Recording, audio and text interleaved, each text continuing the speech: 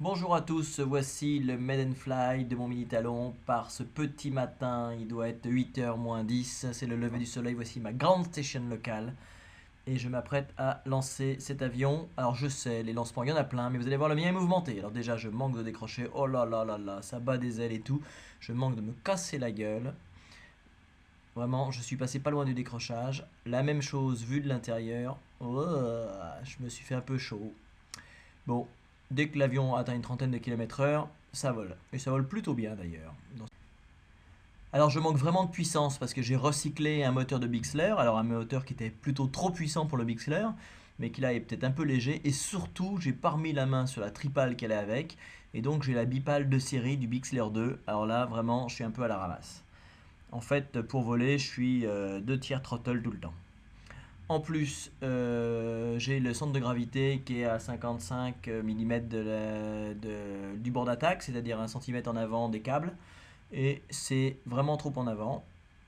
Je profiterai quand même du soleil levant, enfin, ce petit matin.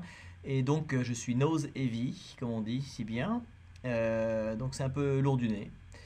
Par contre, c'est mon premier vol en mini talon et je suis assez surpris quand même. C'est vraiment un avion qui est stable. Il y a quelque chose à faire avec cet engin. Donc je fais quelques petits allers-retours. Là, je dois encore être à la troisième personne. Pour faire un passage comme ça, c'est que je ne suis pas dans mes lunettes. Voilà. Et ensuite, je chausse mes Fat Sharks. Et je vais aller voir un petit peu plus loin.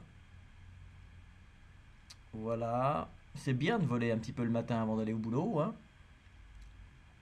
Bon, pour la peine, je me suis payé quelques embouteillages que je ne me paye pas d'habitude. Mais on est tranquille. Il n'y a pas de promeneurs, c'est pas dimanche. Donc il n'y a pas tous les flingueurs de lapins dans les champs. Donc tout baigne.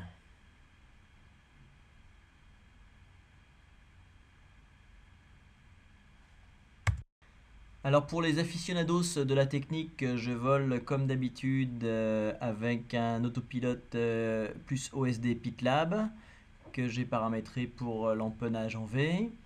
Bon, l'autopilote ça aide, mais on voit bien que l'avion est quand même très stable. La caméra HD qui filme, c'est une Runcam 2. Et elle me sert aussi pour le FPV. Là, j'ai pas deux caméras sur l'avion, hein. C'est la même caméra qui me fait du flux FPV et de la HD.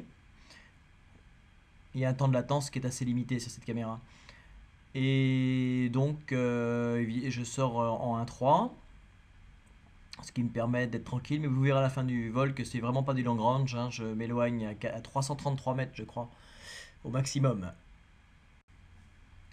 Bon, c'est déjà la fin du vol, je décide d'enlever les lunettes. Regardez comment l'avion plonge. Ça, c'est juste le temps que j'enlève mes lunettes avec cet avion qui a le nez lourd.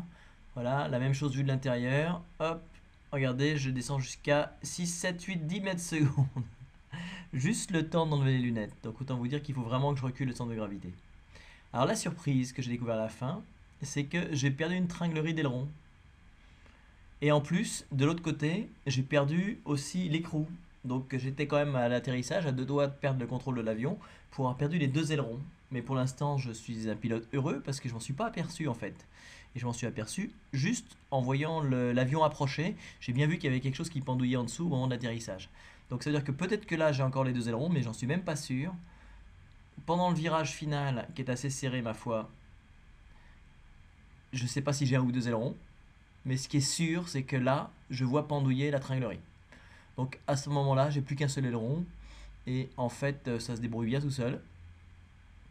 Et je fais un posé tout à fait honorable pour un Maiden Fly. Cet atterrissage filmé par la Mobius que j'ai sur mon chapeau. Je suis pas sûr qu'on voit la tringle qui pendouille, mais j'en ai bien le souvenir, donc elle pendouillait au moment de l'atterrissage. Ensuite, un petit coup de DVR filmé par mes lunettes Fat Shark, parce que j'ai un enregistreur intégré. Ça permet de constater que lors de l'approche finale, je suis un petit peu moins de 40 km/h. C'est la vitesse sol parce que j'ai pas de son de pitot. Et je me pose aux alentours de 35 km/h.